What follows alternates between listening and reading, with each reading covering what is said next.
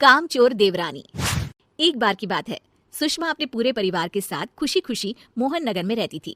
उसकी 2 बहुएं थी, पल्लवी और शिवानी। एक दिन दोनों बहुएं रसोई में काम कर रही होती है कि तभी उनकी सास सुषमा उन्हें बुलाती है।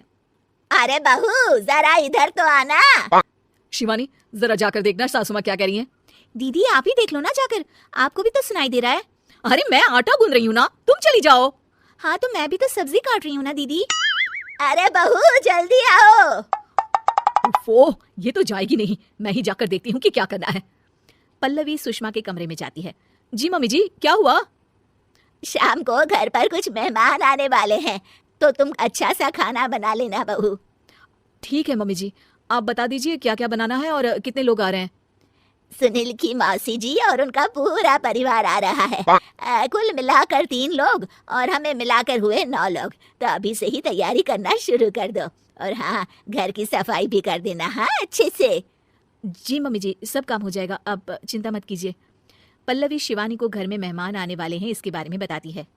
क्या 9 लोगों का खाना बनाना होगा, घर की सफाई करनी है? बाप रे, सासू माँ ने तो हमें घर की नौकरानी ही समझ कर रखा है। ऐसा नहीं बोलते शिवानी, हम इस घर की बहू हैं और घर के काम करना हमारा फर्ज है। दीदी तो है ही सासू माँ की चमची, जब देखो सासू माँ सासू माँ। मैं तो इतना सारा काम नहीं करने वाली। शिवानी कपड़े लेकर गमला साफ कर रही होती है और चक्कर आने का नाटक करने लगती है। मेरा सर चकरा रहा है। तभी वहां पल्लवी और सासू माँ जाते हैं। अरे बहू, क्या हो गया तुम्हें? मम्मी जी, बहुत तेज सर में दर्द हो रहा है। तुम एक काम करो शिवानी, आराम कर लो। नहीं नहीं दीदी, घर में मेहमान आने वाले हैं, मुझे आपकी मदद करनी चाहिए। अरे कोई बात नहीं शिवानी, तुम आराम कर लो, मैं सब काम कर लूंगी। ठीक है दीदी, अगर आप इतना कह रही हैं तो आराम कर लेती हूँ। शिवानी आराम से अपने कमरे में मैगजीन पढ़ रही होती है। इसे कहते हैं आराम की जिंदगी। इतना सारा काम। चलो सारा काम खत्म हो गया, शिवानी को देख आती हूँ। शिवानी अपने कमरे में ईयरफोन में गाने सुनते सुनते सो जाती है और उसके साइड में मैगजीन भी रखी होती है। पल्लवी वहां आ जाती है और वो सब देखती है। ओहो, तो मतलब सब काम चोरी का बहाना था। अभी बताती हूँ इसको। घर का सारा काम मुझे करना पड़ा और ये महारानी यहाँ मैगजीन पढ़ रही है, गाने सुन रही है। पल्लवी रसोई से एक प्लेट और चम्मच लेकर आती है और शिवानी को थाली बजाकर उठाने लगती है। शिवानी अचानक से उठती है।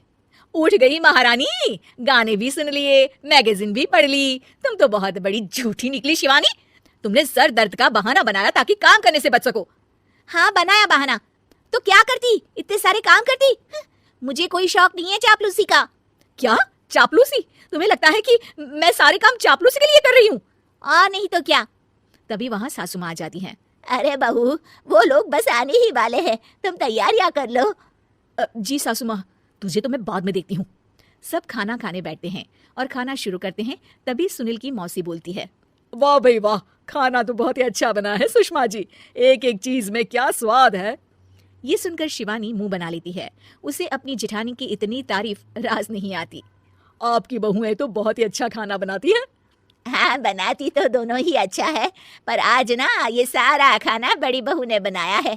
छोटी बहू की तबीयत ठीक नहीं थी, सो इसलिए।